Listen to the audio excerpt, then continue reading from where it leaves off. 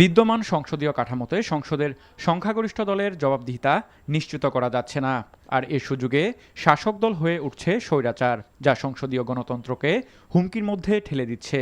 এমন পরিস্থিতিতে গণতন্ত্রকে আরও কার্যকর করতে সংসদে উচ্চকক্ষ ও নিম্নকক্ষ গঠনের প্রস্তাব নিয়ে রাজনৈতিক দল ও অংশীজনদের মধ্যে ব্যাপক আলোচনা হচ্ছে। ভারসাম্য এবং সম্মিলন এই দুটো হবে, এই প্রত্যাশাটা রয়েছে।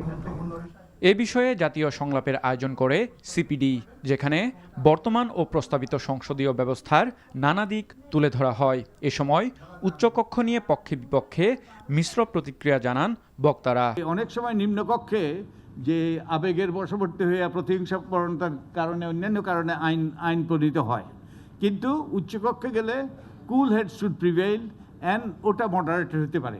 অন্যদিকে রাজনৈতিক দলগুলো সংসদে উচ্চকক্ষ প্রতিষ্ঠার ব্যাপারে একমত হলেও তা কোন পদ্ধতিতে হবে তা নিয়ে আলোচনার কথা বলেন। উচ্চকক্ষ ভোটের পিআর অনুপাতে প্রতিনিধিত্ব নির্বাচিত হতে হবে।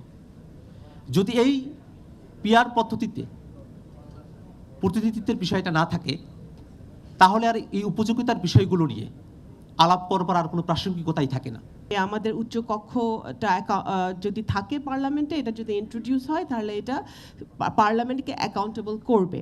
কি পদ্ধতিতে হবে সেটা আলোচনা হতে পারে। বিএনপির stand for now is that we do not agree with to have a bicameral system through PR.